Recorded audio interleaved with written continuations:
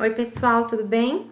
Seguinte, junto com essa videoaula, vocês vão receber a avaliação da sub, tá? Da avaliação substitutiva. Então, para a gente não ter que retomar, né, o conteúdo de 20 aulas, que eu espero que vocês revejam esse conteúdo lá nas aulas anteriores, né, com calma. Então, a gente tem esse conteúdo praticamente inteiro postado no plural. Então, se tiver alguma dúvida muito pontual a respeito de dessas aulas que nós vimos, volta na videoaula, assiste de novo, tá tudo salvo para poder tirar a dúvida, tá? Mas eu vou fazer um pouquinho diferente. Eu vou ler a avaliação com vocês e explicar cada uma das questões, tá? Para sanar dúvidas mais pontuais, beleza? Então, na avaliação de vocês aí, vocês vão ter um texto, tá? Então, esse texto, o dilema do vírus, que a partir dele vocês vão responder as questões de 1 a 5, tá? Então, prestem atenção, porque é o texto base das 5 questões. E aí eu quero chamar a atenção de vocês para um elemento que vai servir muito para a interpretação, tá? Esse texto foi publicado em junho de 2009, tá? Então, vocês vão perceber com a leitura dele que parece que o texto foi publicado essa semana, porque está falando sobre um tema muito, muito efervescente agora, que é a pandemia. Mas, coincidentemente, esse texto tem mais de 10 anos, né? Então, isso chama a nossa atenção para as questões interpretativas, para repensar como é que especialistas já falavam sobre isso há mais de 10 anos, ok? Mas, enfim, leiam o texto com atenção, ele vai falar sobre outras pandemias, né, que nós já vivemos, a gripe suína, vai falar sobre o ebola, sobre a gripe espanhola, né, e aí esse texto foi escrito lá em 2019, quando a gente estava vivendo a gripe do tipo A lá, que é a gripe suína, tá? Mas enfim, prestem atenção aí. O exercício número 1 é um exercício completamente interpretativo, tá? Então, dessas alternativas, nós teremos aí uma alternativa que é correta. Então, prestem atenção na leitura, né? Então, voltem no texto, tá? Pega essa alternativa, volta no texto, pensa, bem, será que é isso mesmo que o texto está dizendo? Será que isso produz mesmo esse sentido, então, de interpretação, tá? Lá nas nossas primeiras aulas do comecinho do ano, quando a gente falava sobre a função da língua, sobre o uso da língua, sobre interpretação textual, tá? Sobre semântica e tudo mais, tá? Então, pensar aí nesses elementos, quais dessas alternativas é a alternativa que tem alguma informação, a quais as alternativas que tem alguma informação que não é condizente, tá? Que não é correta. Por quê? Porque a gente vai ter uma alternativa só correta entre essas 5 que nós temos aí, beleza? Exercício número 2. Olha aí o comando, tá? O enunciado. Você vai assinalar uma alternativa que contenha um comentário descabido, ou seja, um comentário que não faz sentido, um comentário sobre esse texto que tá errado, que não foi isso que o autor do texto escreveu, tá? Então, presta atenção aí, tá? Então, nós vamos ter aí 5 comentários e é a mesma coisa do exercício número 1. É um exercício de interpretação textual. Então, vai ter que pegar aqui, né? Então, pensar a mortífera gripe espanhola, a gripe suína e o vírus ebola têm existência apenas linguística, anulando o risco de contágio do leitor? Então, pensa, bem, quando a gente viu lá no começo do ano, né, para que é que serve a língua, né? Quais são os usos da língua? Então, a gente percebeu, lembra que a gente falou sobre o fato de a gente usar a língua para falar das coisas, na ausência das coisas. Então, eu consigo falar sobre o vírus da gripe suína, sobre o ebola e sobre a gripe espanhola, sem que esses vírus estejam aqui presentes, né? Então, eu consigo falar sobre essa outra época sem estar nesse tempo, né? Estando aqui já em 2020, por exemplo. Então, pensar nisso daí, tá? Então, aquilo que a gente sabe é que o uso da língua, tá? A alternativa A, o texto ilustra uma das grandes propriedades da língua humana. Ela permite falar das coisas sem que elas estejam presentes. Então, foi o que eu acabei de falar, tá? Letra C, a existência real dos ameaçadores vírus convertem-se no texto numa existência virtual. A língua cria uma representação da realidade. Então, nós falamos sobre isso no início do ano. A língua serve para a gente representar aquilo que não está presente. Então, quando vocês vão falar para os pais, por exemplo, de mim, vocês conseguem me representar, me descrever para o seu pai, para a sua mãe, sem que eles me vejam ali ao vivo e a cores, né? Sem que eles me conheçam pessoalmente, sem que eles vejam uma foto minha, por exemplo, você consegue fazer uma representação minha a partir do uso da língua, tá? Então, prestar atenção nisso daí. E aí, a mesma coisa aí com a alternativa D e a alternativa E. Então, pensar o que é que faz sentido e o que é descabido, que não faz sentido, ok? O exercício número 3, então, é uma questão aberta. E aí, você vai me dizer, o texto O Dilema do Vírus, que foi publicado pela revista Super Interessante lá em 2019, e aí, a partir desse texto, você vai explicar como os fatos expostos neste texto podem ser relacionados ao presente cenário de pandemia em 2020, tá? Então, por isso que eu chamei a atenção de vocês para a data do texto de 2009.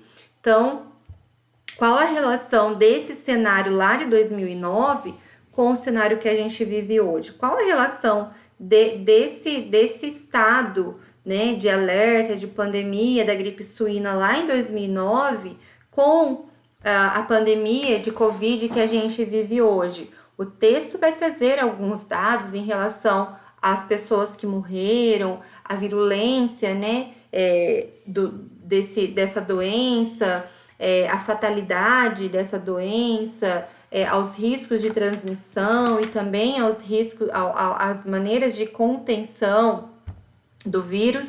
E aí você vai pensar, poxa, qual a relação que tem, né, lá de 2009 com o 2020? Então, você vai elaborar uma interpretação, tá? Então, a interpretação vai partir de você. Você vai explicar com as suas próprias palavras como é que você consegue relacionar esses dois tempos históricos que nós vivemos e que nós estamos vivendo agora nesse momento, belezinha? Exercício número 4. O exercício número 4, vocês vão fazer verdadeiro ou falso. Então, verdadeiro ou falso para as alternativas que nós temos aí, tá? E aí, lá no texto, no comecinho do texto, ele usa essa expressão. A expressão a pulga atrás da orelha, que está lá no primeiro parágrafo, pode assumir diferentes sentidos, de acordo com o contexto em que está sendo usada. Então, lembrar lá da nossa aula sobre contexto textual, sobre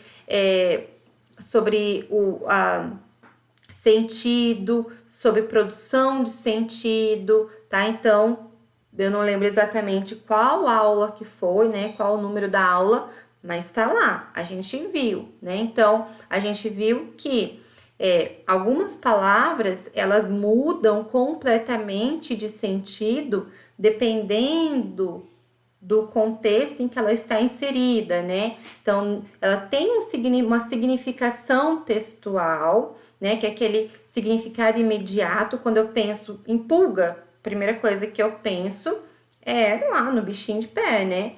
Mas quando eu penso a pulga atrás da orelha, essa expressão ela é muito usual pra gente. Então, quando eu penso isso, eu já, na hora eu falo assim, a pessoa tá com uma pulga atrás da orelha, a pessoa tá com dúvidas sobre alguma coisa, né? Então, pensar que dependendo do lugar em que ela está sendo usada, ela vai produzir sentidos diferentes. Então, se eu digo isso para o meu marido, por exemplo, ou se eu digo isso para minha mãe, tô conversando sobre meu marido e falo para minha mãe que eu tô com uma pulga atrás da orelha, significa que eu tô desconfiada de que tá me traindo.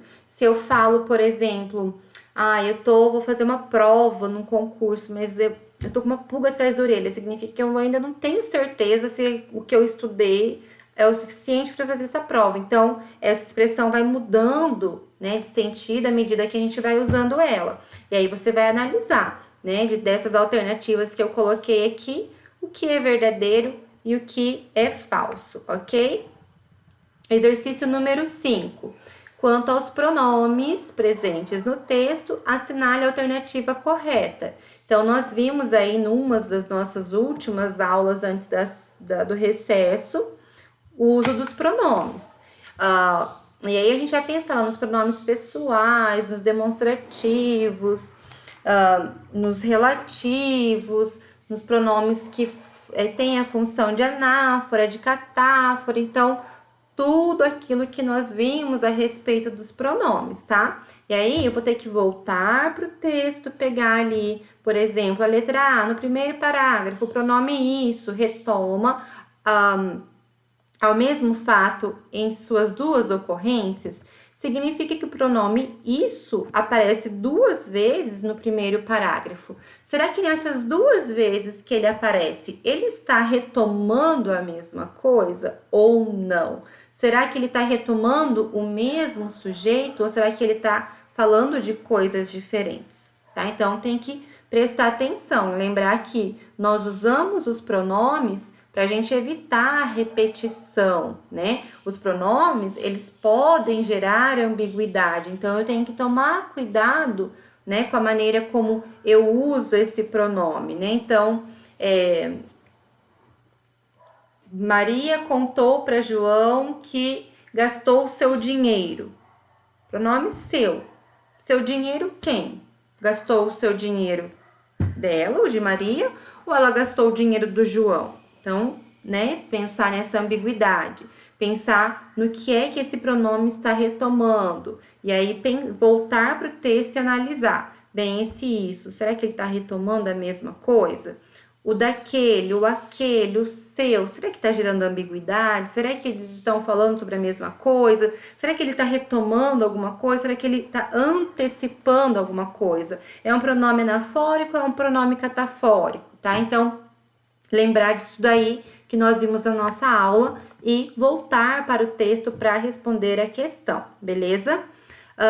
Exercício número 6, tá? Então, no exercício número 6, a gente vai ter aí um trechinho de uma canção, não tem tradução, é o nome da canção, tá? Do Noel Rosa. E a partir desse trecho aí, você vai pensar lá na questão da metalinguagem, tá? Então, vai voltar lá pensando nas funções das linguagens que nós vimos lá, 6 funções de linguagem, tá? Então, lembrar o que é a metalinguagem, onde é que ela é usada, como é que ela é usada, por que ela é usada, qual que é essa função metalinguística, tá? Para poder pensar de que maneira o autor dessa canção está usando a metalinguagem, porque o próprio enunciado já diz que que está sendo usado a metalinguagem. Olha lá, as canções de Noel Rosa, compositor brasileiro de Vila Isabel, apesar de revelarem uma aguçada preocupação do artista com o seu tempo e com as mudanças político-culturais no Brasil, no início do século XX, ainda são modernas. Nesse fragmento do samba não tem tradução, por meio do recurso da metalinguagem, o poeta propõe o quê? tá? Então, uma questão de lembrar o que significa metalinguagem e de casar isso com a interpretação, né? Então, quer dizer, para que é que serve a metalinguagem? Será que esse recurso, a partir desse recurso, o autor está propondo tal coisa, está querendo dizer tal coisa? Então, fazer essa análise aí interpretativa, ancorada lá no que você sabe sobre essa função metalinguística, tá? Exercício número 7 também é um exercício aberto, tá? E aí você vai responder. Observe o relato humorístico a seguir. Nós temos aí o tema sobre o que é que esse texto aí vai falar, né? Então, como que cada um interpreta o mundo. Olha a palavrinha aí, interpretação. De novo, vocês estão vendo que eu estou valorizando muito a questão da semântica, até porque na prova que nós fizemos aí de segundo, antes do segundo, a última prova do primeiro semestre aí, que foi a NP3, vocês viram que eu fiz meio que um simulado dos concursos que vocês farão pela frente, de PAS, de PSS, e que a maioria das questões tem relação com a semântica. A gente não tem como fugir da semântica. Então, a semântica é muito valorizada no PAS, no PSS, no PAC, e obviamente, né, a gente vai valorizar elas aqui na escola também. Então,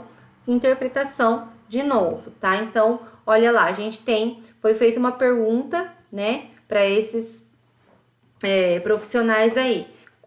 Qual é a soma de 2 mais 2? O matemático diz 2 mais 2 é igual a 4. O físico, 4,00 mais ou menos 0,01. O engenheiro é 4, mas por segurança é melhor 5. O médico, 4, mas vamos esperar 24 horas para ver o que acontece. O comerciante, à vista é 5, no cartão 6, tá? Então, a partir dessas respostas, né, para essa pergunta, quanto é 2 mais 2, que parece muito óbvia para aquela pessoa que é exato, né? Então, o pessoal das exatas é muito óbvio, porque 2 mais 2 é igual a 4, mas há uma relatividade para outras pessoas que estão ligadas a outras áreas do conhecimento, e aí cada um vai responder do modo como interpreta o mundo, do modo como vê o mundo. E você também vai interpretar essas respostas ao seu modo, tá? Então, como é que você percebe essas respostas aí, tá? Então, você vai responder. Como se vê, a interpretação varia de acordo com os interesses e preocupações de cada profissão. Levando em conta esse dado, comente que motivos justificam a interpretação profissional de cada profissional. Então, olha aqui, que motivos justificam a interpretação de cada profissional? Por que que o matemático dá a resposta aí exata? Por que que o físico faz essa relação? E o engenheiro, por que que ele fala que é 4, mas, olha aí a adversativa, mas por segurança é melhor 5? O médico, por que que ele fala também que é 4, mas ele usa uma adversativa e fala que é melhor esperar 24 horas? E o comerciante, né? Então, percebe? Então, essas relações, né, de negociação, por exemplo, do comerciante, olha, à vista é 5, a prazo é 6, mas se você, né, se a gente pode negociar e tal, chegar nos 4, né? Então, a gente consegue fazer uma negociação aí que fique bom para as duas partes. Então, pensar, por que que o médico fala, olha, tá tudo bem, mas a gente vai deixar o paciente em observação por 24 horas, né? Por uma questão de segurança. Então, por que que essas profissões veem essa relação de maneira tão distinta? Né? Por que cada um tem esse olhar, essa interpretação? O que é que você pensa sobre isso, tá? Então, você tem que explicar bem bonitinho aí essa questão. Gente, toma cuidado com as questões abertas, tá? Não responde só por responder, né? Responde pensando, responde realmente interpretando, fazendo de forma bem feita, ok? Vamos lá, continuando então. Exercício número 8. Num relatório de caráter técnico, numa consultoria, por exemplo, deve predominar a função referencial. De novo, vamos falar sobre funções de linguagem, tá? E nessa função deve ser respeitada a correção, a precisão, a clareza e até a elegância do visual. Leia os 3 enunciados e aí, a partir desses 3 enunciados, você vai me dizer o que é correto. Então, qual deles ou quais deles estão corretos? Pensando lá na função referencial, tá? Que já tá aí definida, conceituada para vocês, tá? A pesquisa revelou que, para os consumidores, não há no mercado produto equivalente em termos de qualidade e preços baixos. Segundo a pesquisa, o produto não tem competidor no mercado, tanto em qualidade quanto em preço. Em matéria de qualidade, o custo menor não tem para ninguém no mercado, a pesquisa revelou. Então, dessas 3 alternativas, qual dela ou quais dela está fazendo melhor uso, né, da função referencial, tá? Então, lembrar o que é função referencial, quando a gente tem um referente e todo o resto da comunicação se diz respeito a esse referente, a ele o nosso centro, né? E aí a gente tem uma linguagem mais precisa, mais objetiva, com uma intenção bem clara, tá? Então, pensar nisso daí. Qual dessas 3 ou quais dessas 3 alternativas realmente representa isso, esse conceito, né, de função referencial, beleza? Então, essa é a questão. Exercício número 9. Leia os versos a seguir que pertencem a No Fundo do Quintal da Escola, canção de Raul Seixas e Cláudio Roberto, e responda: qual é a função da linguagem predominante neste trecho? Tá? Então, a gente tem um texto aí que é uma canção e você vai falar sobre função de linguagem, tá? Então, tô sendo gente boa, porque eu sei que vocês, a partir daquela apresentação que vocês fizeram das funções de linguagem, vocês lembram muito dessas funções. Vocês perceberam que na outra prova eu cobrei bastante função nos vestibulares de uma forma, né, nos processos seletivos de uma forma geral. É um conteúdo que aparece muito, bem como as figuras de linguagem aparecem muito também, tá? Mas a gente vai retomar as figuras de linguagem mais pra frente, porque elas não estão no material que nós vimos até aqui, por isso que eu não estou cobrando a função de as figuras de linguagem nessa prova, tá? Porque eu passei para vocês o conteúdo de aulas 1 a 20 e nessas aulas de 1 a 20 a gente não tem figuras de linguagem, foi um conteúdo extra que nós trabalhamos, mas é um conteúdo que aparece também muito em PAS, em PSS, em PAC, em vestibulares de uma forma geral. Mas aqui você vai falar sobre função de linguagem, que é diferente de figuras de linguagem. Na outra prova teve muita gente que confundiu, muita gente que copiou do colega e aí o colega confundiu e automaticamente você confundiu também, tá? São coisas diferentes, então presta atenção aí, tá? E aí, não basta dizer para mim, professora, né, a função de linguagem utilizada predominante neste texto é a poética, por exemplo. E pronto. Não, vai ter que me explicar, mas por que é que você está me dizendo isso, tá? Então, justifica aí a sua resposta bonitinho, bem feitinho, tá? E a última, tá? Assinale a alternativa em que a palavra manifesto está funcionando como substantivo, tá? Então, também vimos os substantivos lá naquela aula antes da pandemia, eu acho que foi a nossa última aula antes de sair de começar a quarentena. Então, nós vimos lá os substantivos abstratos, os coletivos, os concretos, né? Todos os próprios. Então, vocês têm aí no caderno de vocês, tem na apostila, tudo sobre substantivos.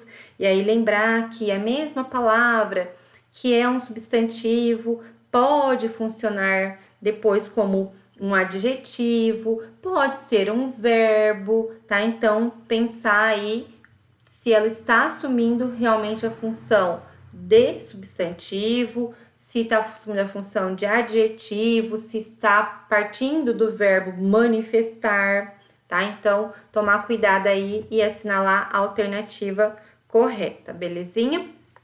E aí, é isso, galera. Então, de boa, espero que vocês tenham entendido, tá? Que vocês retomem esses conteúdos. Se tiverem dúvidas, me questionem.